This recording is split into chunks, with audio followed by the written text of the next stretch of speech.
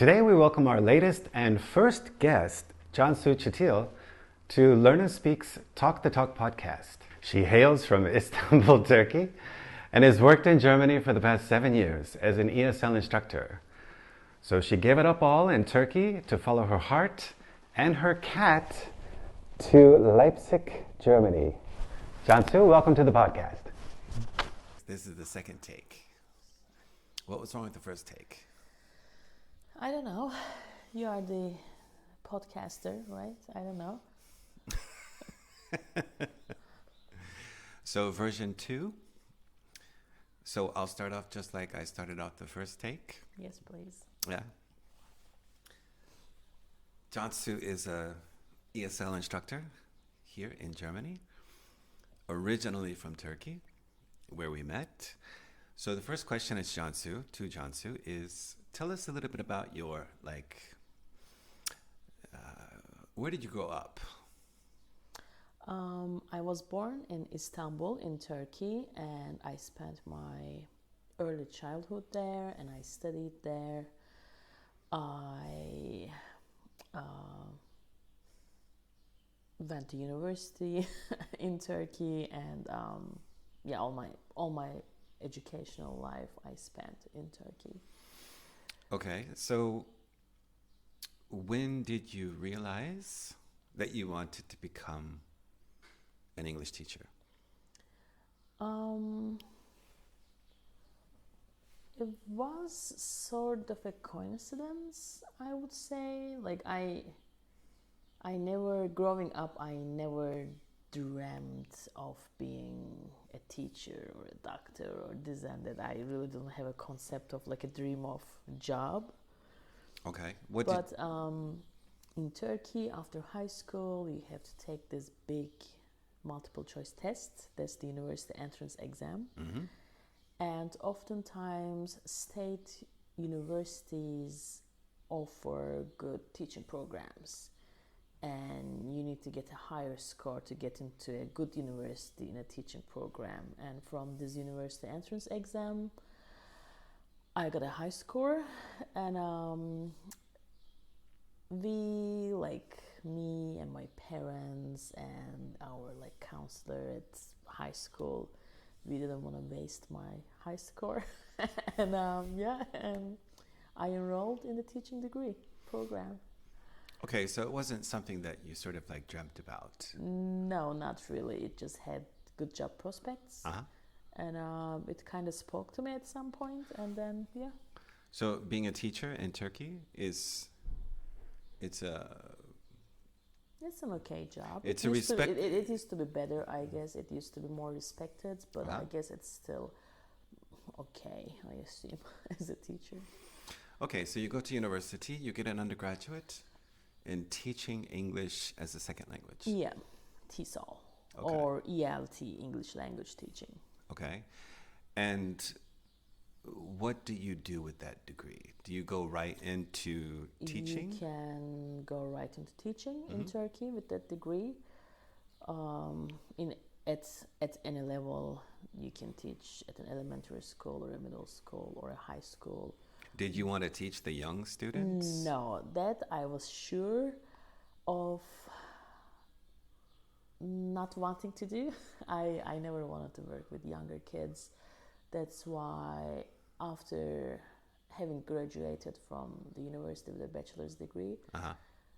2 months later, I started working at a university teaching English with older kids. I don't know, with young adults, I guess. Yeah. Yeah, My freshman students, yeah.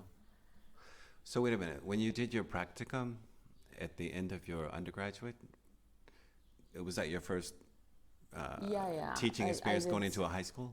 No, I did my practicum at a middle school. Okay. Middle school is what ages? I guess my class was around 12 years old. That was the age. Okay, of so the third grade, fourth grade, something like Yeah. that. Okay, and that wasn't that fun. Yeah, I didn't like it. It's a lot of classroom management. Yeah, there's a lot of the classroom management and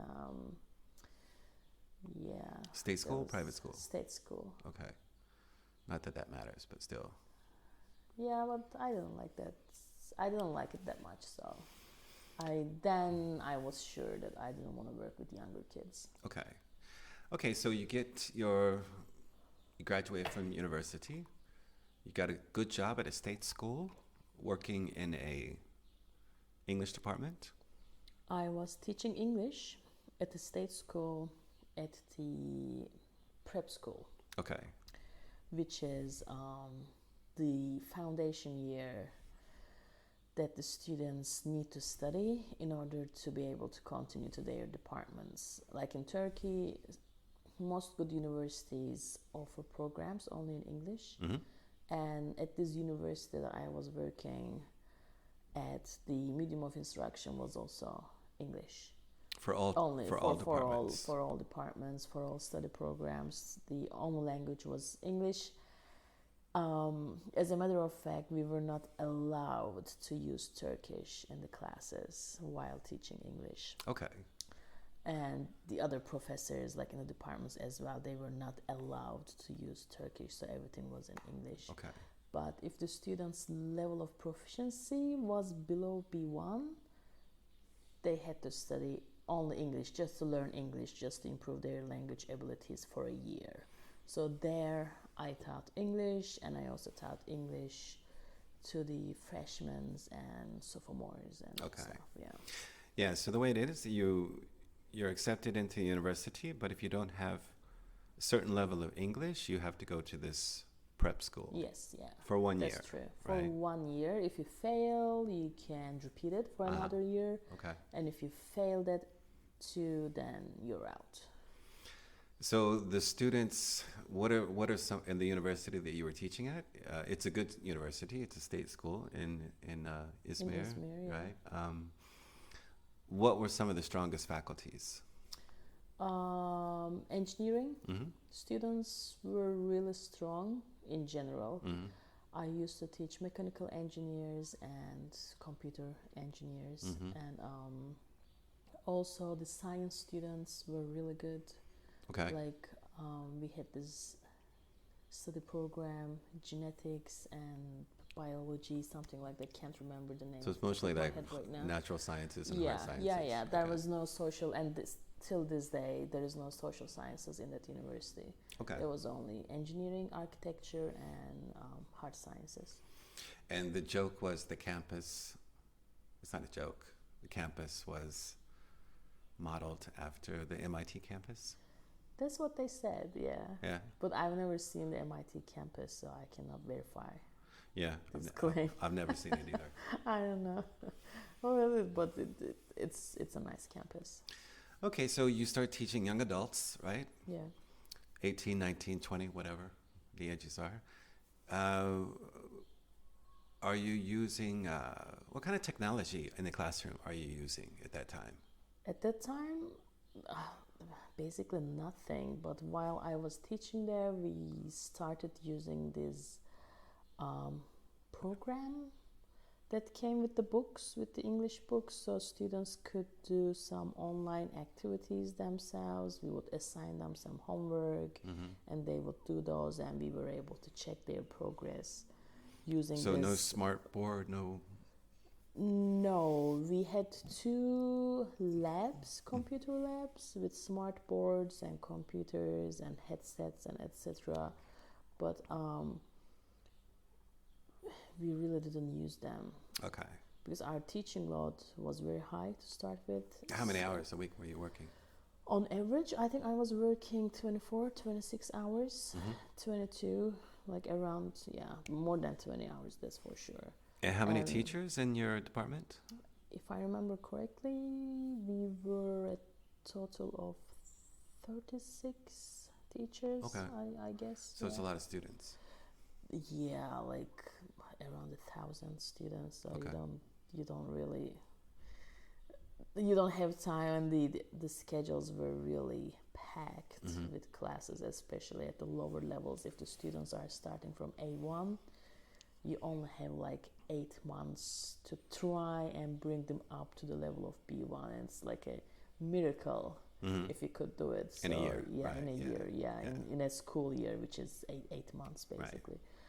But the So students are. it was all like go, like study. That there was basically no time to do any like extra work in the lab or like. Is it like an anything. integration course basically? Did they have like 4 or 5 hours of Yeah, English every day? the lower levels study it 6 hours a day, Uh-huh. 5 days. Yeah,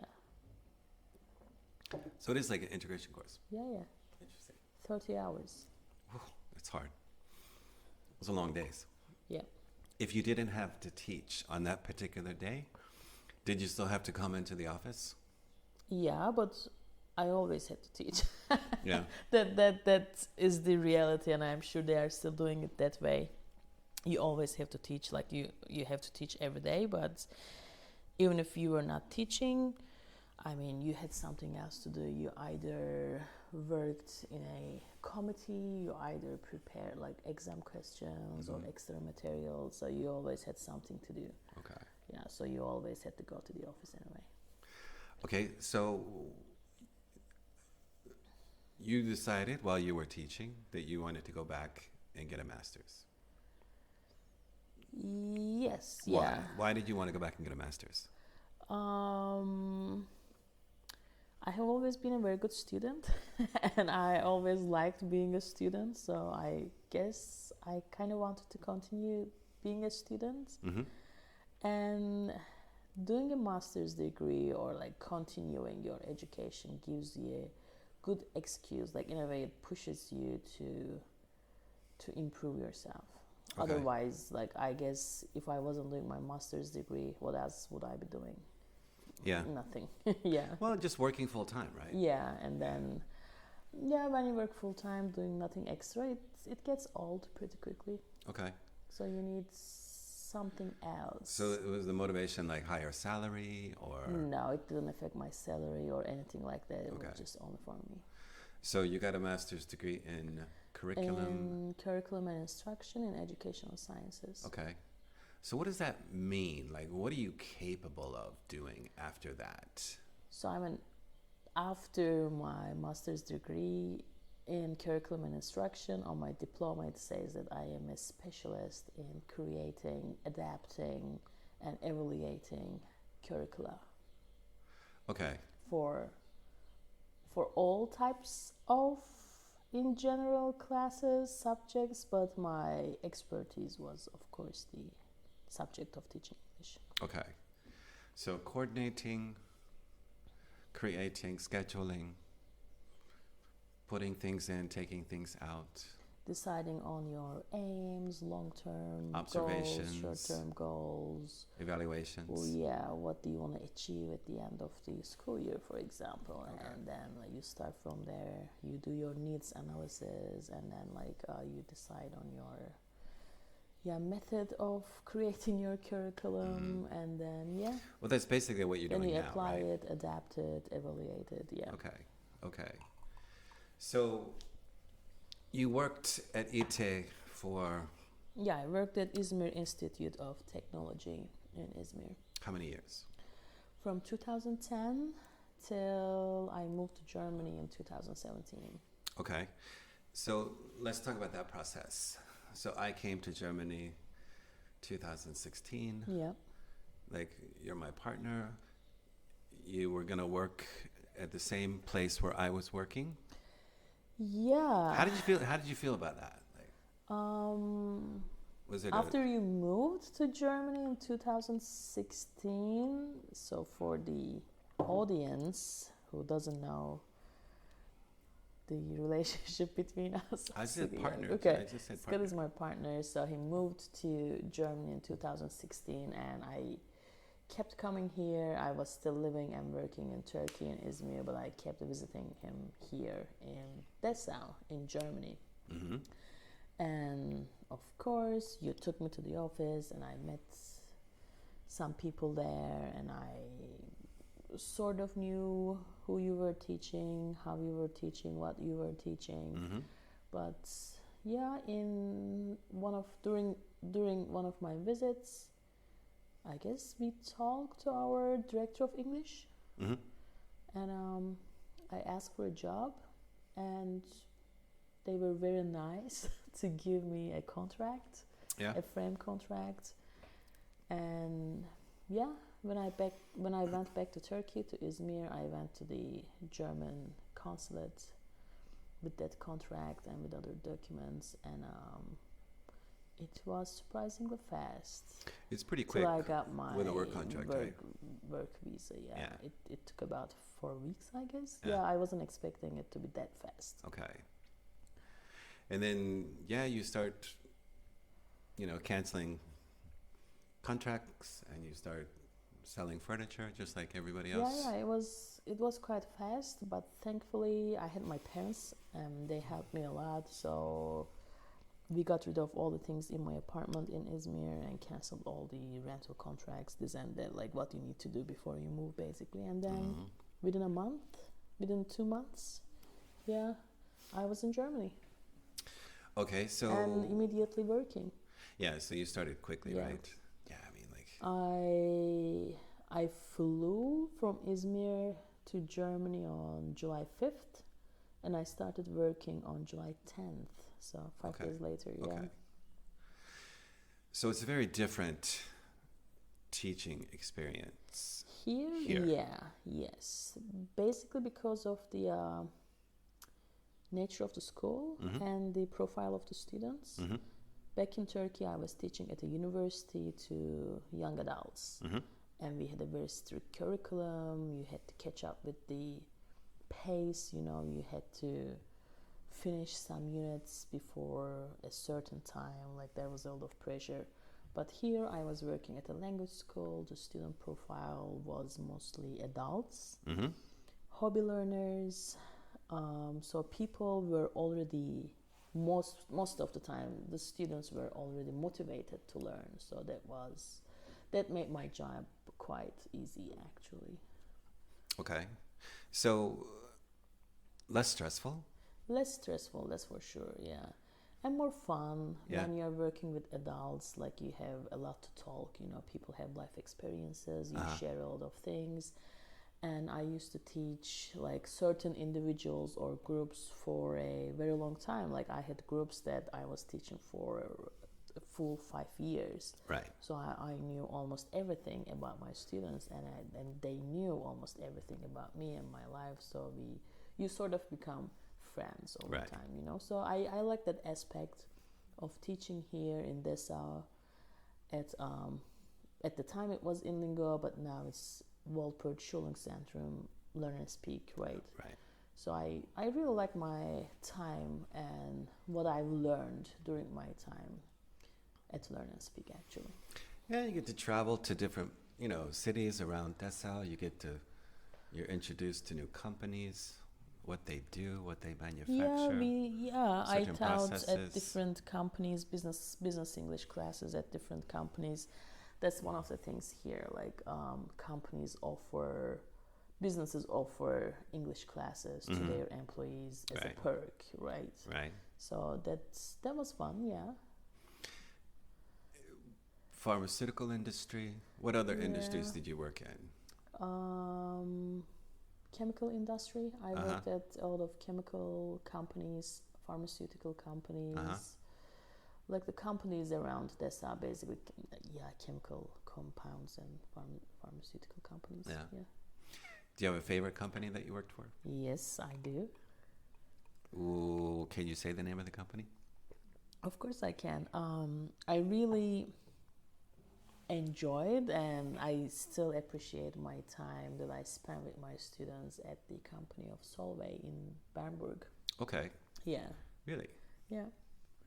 I have that group now, the guys. But you had other people there as well.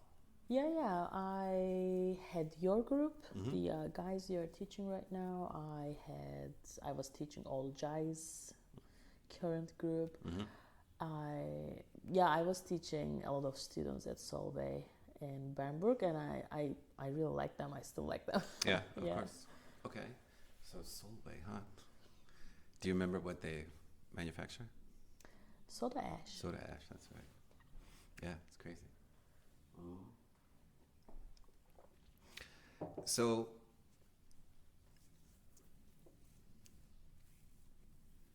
when did you start thinking about the next job? When did I start thinking about the next job? Like about 2 years ago, I guess. I started getting the itch, like I guess when you're at one place, one workplace for over 5, 6 years, it's maybe time to move on to the next step. Okay. Yeah, I really liked my students, and I like teaching, that teaching aspect of my job, but I kind of started feeling like that was not enough. Like I wanted to do more. I wanted to, like, something that could challenge me a little bit more. Okay. Yeah, so about 2 years ago I started looking for the next job. And the next job was going to be at a university. Yes, I didn't want to. I guess I could have transferred to another language school, but I didn't want to do that because the language school I was working at, I think, was one of the best ones actually, You can as be right far on as the that. language Yeah. schools go. As far as language schools go, it And might be the best, one of the best in Yeah, the country. yeah, that is true. Yeah. And our colleagues were really nice. I would agree with and that, yeah, our yeah. management was really nice actually. So I wouldn't want to, like, there was no point in going to another language school because I was already working at one of the best ones. Right. So the only option for me from there was to move on to the higher education. Okay. And I was like feeling that I kind of missed being in a classroom with a little bit younger people. Okay. Yeah. Okay. So these jobs they're kind of difficult to find, right? There's not many opportunities. Not really, especially in Germany. I mean, it is a fact that Germany needs teachers, but getting into the teaching business in the school system in Germany, it's quite difficult. Okay. Without mastering your German language skills. Okay. So And without having the right qualifications, because Right. the school system in Germany is so much different than the school system in Turkey and the United States, for example. Like there are different types of school, what kind of students go to secondary school or the gymnasium, or like, so there are lots of different things. But I had applied to be a teacher in the school system in Sachsen-Anhalt, Right. where Dessau is Where we live, located. yeah. Where we live. And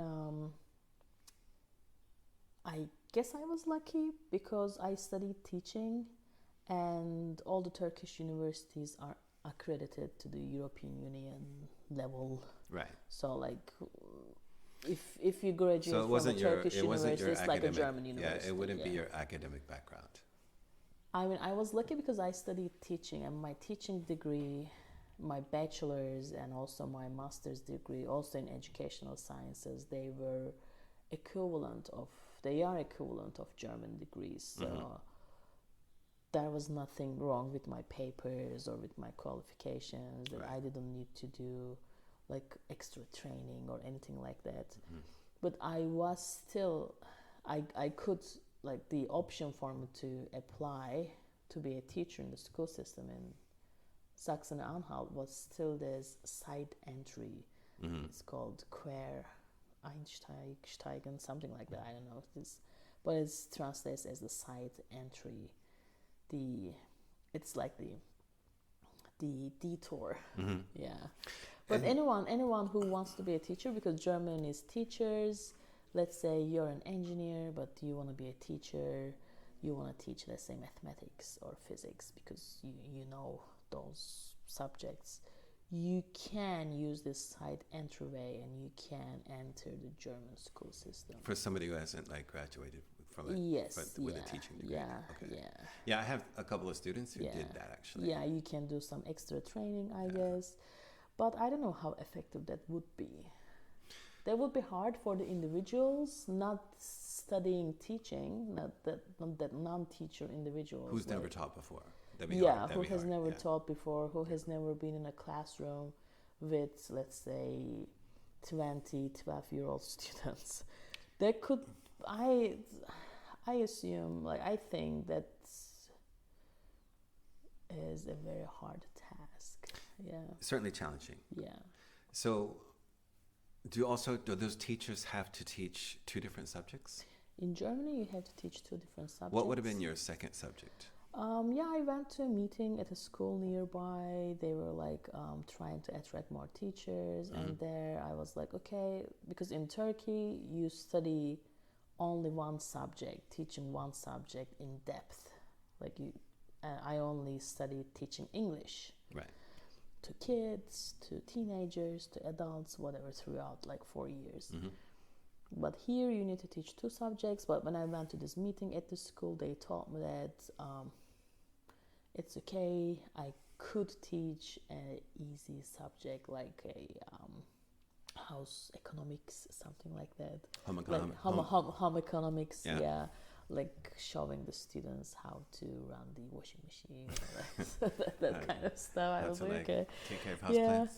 Yeah. And yeah, I was convinced. I submitted my documents and everything, and I passed the first, like, what do you call it? The first level? The Interview? First, yeah, I First made step. the short list. Mm-hmm. They invited me for an interview in Halle, but I never went there. Okay. Yeah, So, because I really didn't want to work with kids. okay. Yeah. So let's go back to the language aspect of that. Like,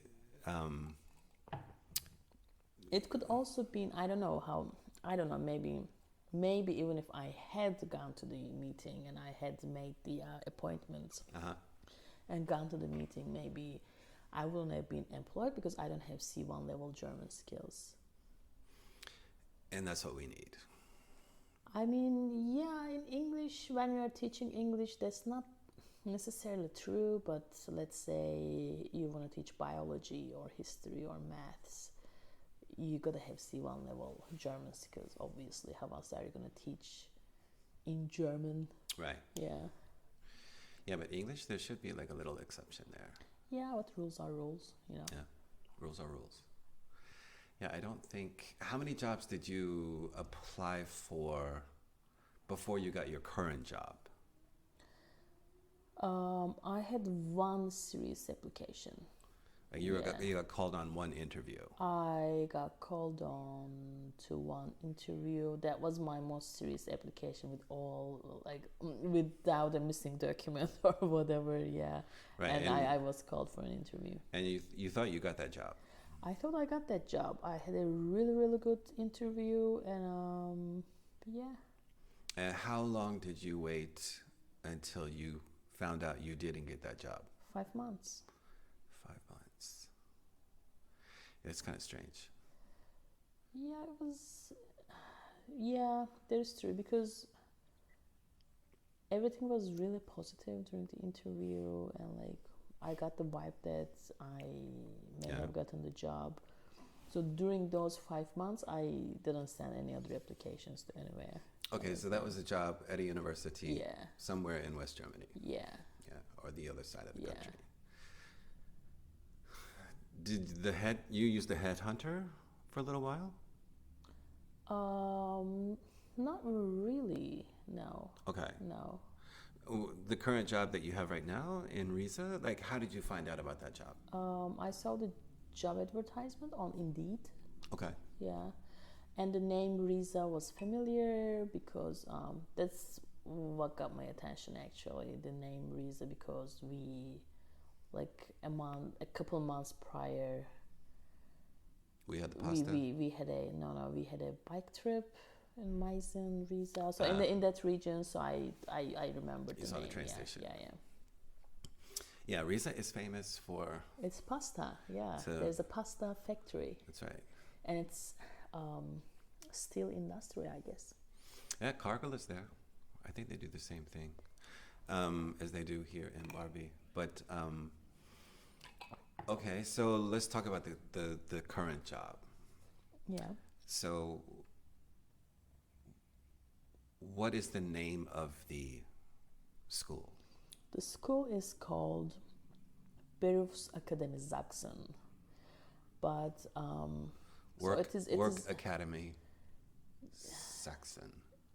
or the University of Cooperative Education. Okay, that sounds more important. Yeah. It's a Berufshochschule. Okay. It's a Hochschule. So in Germany, Can you there's briefly the, explain? Yeah, What is that? there is the university and there is the Hochschule in Germany. So Hochschules teach more practical subjects like engineering and architecture. The Bauhaus school here in Dessau is a Hochschule, and you can study design and architecture there. But if you want to study, let's say, medicine, Right. or let's say, I don't know, physics, then you gotta go to the university. Okay. So there's a difference between the subjects that you can learn at a university and that you can study at a university in a Hochschule. And the title is Berufsakademie Sachsen in German, the University of Cooperative Education in English, but next year, actually, the process officially started on the 1st of April. But from next year, from 1st of January 2025, we will be called the Dualen Hochschule Sachsen. Okay. So currently, your school has 6 different faculties? 7, 7 different faculties. all over Saxony. Okay. And we don't live in Saxony, we live in Saxon-Anhalt. So Yeah. you're traveling. So Riesa is a little bit further out. So I have a side apartment, a secondary apartment, a Nebenwohnung in Riesa. So I live in Riesa during the week when I'm teaching, and I come back home to Dessau on the weekends. Yeah. So you leave on Monday In the morning. Yeah. and you come back on Friday. Yeah. Okay. How's that working out for you? It's hard. Yeah. How long have you been doing this commute? Since I started the job back in October. Huh? So it's been, it's been 7 months almost, yeah. 6 months. It's gonna be 8 months till June. Yeah. Yeah. It's been hard, but I cannot complain because I really like what I'm doing. I really like the school. I really like my colleagues and my students there. I really cannot complain. Well, what's unique about your students? Like, I really like this style of study because this is the dual study. So, for example, students are studying to be, let's say, mechanical engineers. So, during their theoretical phase, they're at school, they're studying, and then they gotta go to their practice partners. They have their training partners, which is a company. They are employed there actually as student employees, and they get paid. And they have the chance to put what they have learned in the theoretical part into practice while they are working in their practical training partners. right. So basically, Yes, very practical. It's a work study. Yeah, it's a work study. Yeah, Yeah. and it works.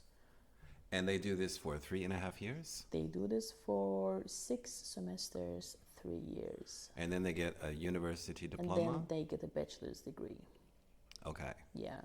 And once we are the dual and Hochschule Sachsen, slowly but surely we can start offering master's degrees as well. Okay. So the student profile, the age group is what? Early 20s, yeah. Okay. But we also have older students who are in between careers, who are looking to change their jobs, who want to start a whole new career or who want to advance in their careers. So we've got some older students as well, but our typical student is in their early 20s. Okay. So they hired you. You're the only English teacher on that campus. Yes, on the Riza campus, I'm the sole English teacher. And now this is when like your master's degree comes back.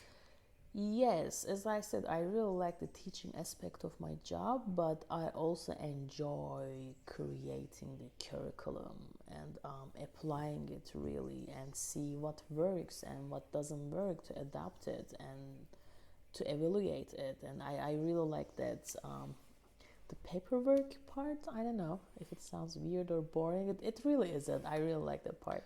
So you choose the books, you prepare the materials. Yeah, You're doing all the teaching. You're doing all the testing. that is true. Yeah, You're doing all the evaluation. yeah.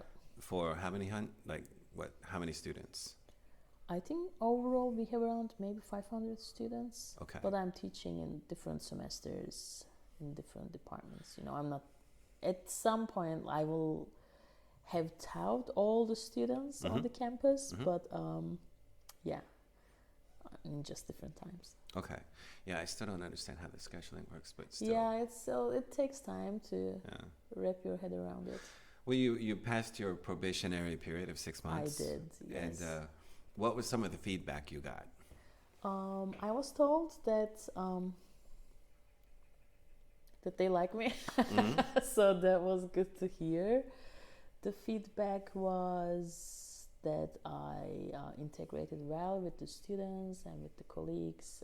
The students like me, and that I'm qualified enough to do what I need to do. Did you get any critical feedback? What do you mean with critical? Critique? No. Maybe some No, I didn't. motivational? I didn't. No. Try this? No, but I'm Okay. open to it. I didn't, but I'm open to it. Okay. I don't take such things personally. Yeah, I do. So, you like the job, you like the students. I do. Do you like living in Riza? I don't know if I have lived in Riza, you know, because when I'm in Riza, I go to school in the morning and I go back to my apartment in the evening. So I don't do any extracurricular activities in Riza. Okay. And every once in a while, I go to the grocery store. I get my groceries. That's my time in Riza. But it's a small city, yeah.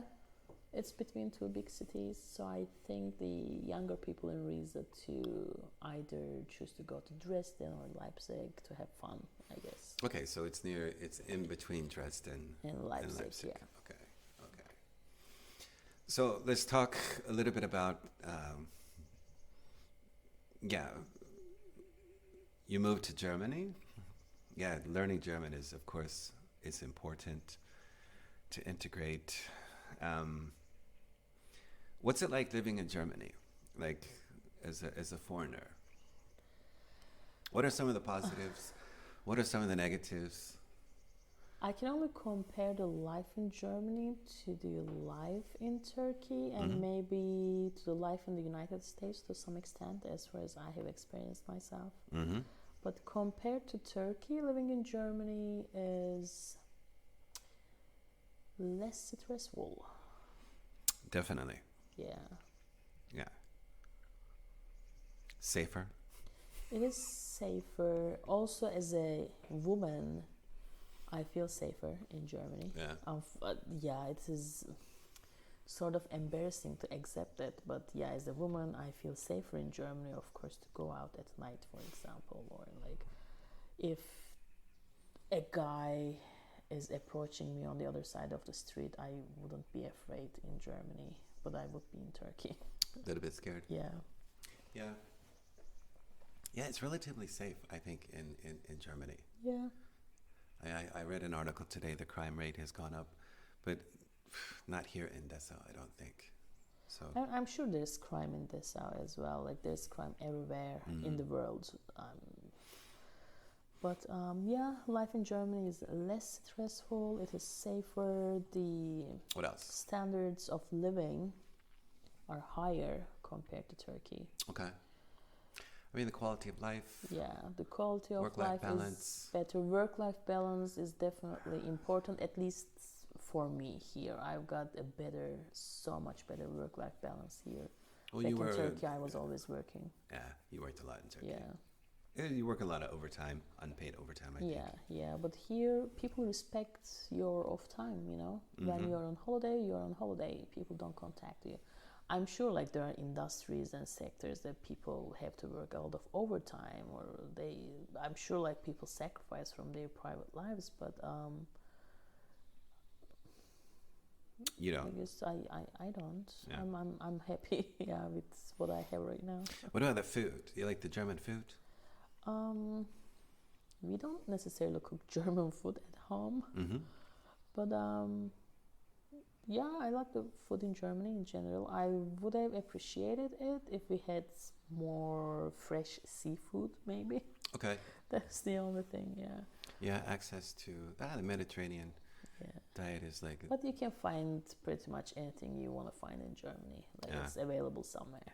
What about the price of living, the cost of living here? Is it, you think it's reasonable or is It is reasonable because although the prices have increased a lot since the pandemic and there's like war between Ukraine and Russia, despite that, things are still affordable, and I've got the feeling that, for example, the grocery store prices are slowly going down. Mm-hmm. Yeah, so life is good here. You're thinking about a PhD now, right?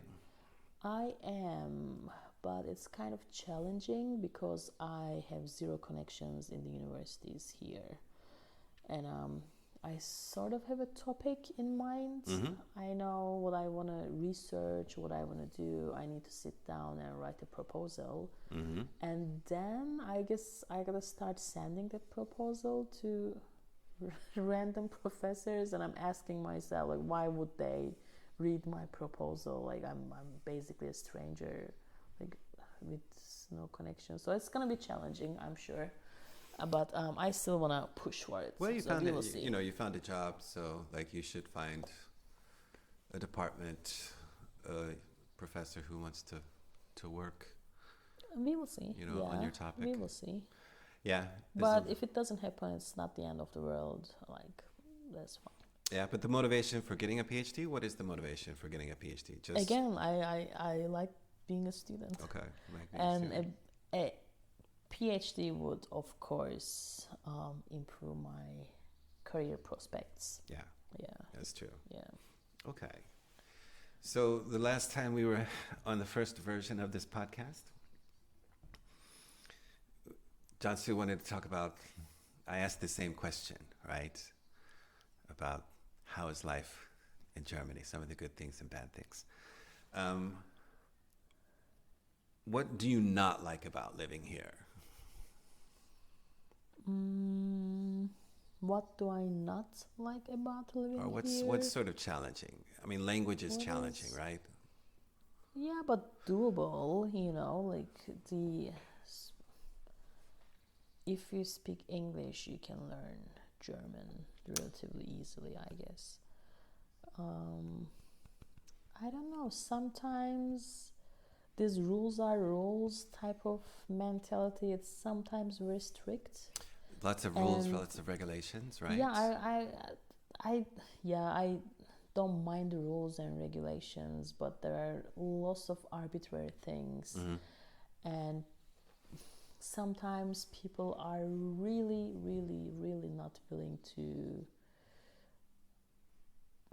Budge. give you a break. Not a break, but like maybe there is something to be done. You can be more flexible, you know, like you have that authority to be more flexible in a certain subject. You can, but you're like, no, rules are rules. I'm not gonna help you out. Okay, so a little bit more flexibility would be nice. Yeah. And that kind of mentality, that kind of that is really integrated in the society, I guess, here. That's people sometimes really cannot think outside of the box too, you know, like it's just like there's just one way and this way and nothing else. My way or the yeah, highway, yeah, right? yeah, basically. Yeah, I mean, that's true. I mean, that's true everywhere.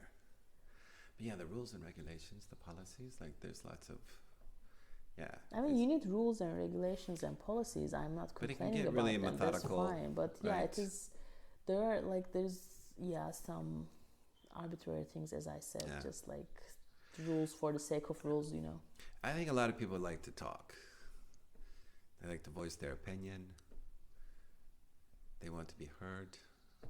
In Germany, Yeah. I mean, who doesn't want to be heard? Yeah, but just sometimes even when people are just what I would consider like maybe it gets a little bit more aggressive going back and forth. Yeah. That's just the usual way of like Yeah. saying that whatever they're talking about. People could be highly opinionated. That is true. But yeah, people must know how to have a discussion in a civilized way as well, so it's not a problem. Yeah, I think it's kind of hard for me sometimes. Civilized conversations. So you're happy with the new job, I am, yeah. and you just started. Do you think, you know, how long do you see yourself at this particular place? Are you thinking about a timetable? No, not right now, to be honest, because I started this job like 7 months ago, Right. basically, and I'm enjoying it immensely. So You got a nice I'm not, office.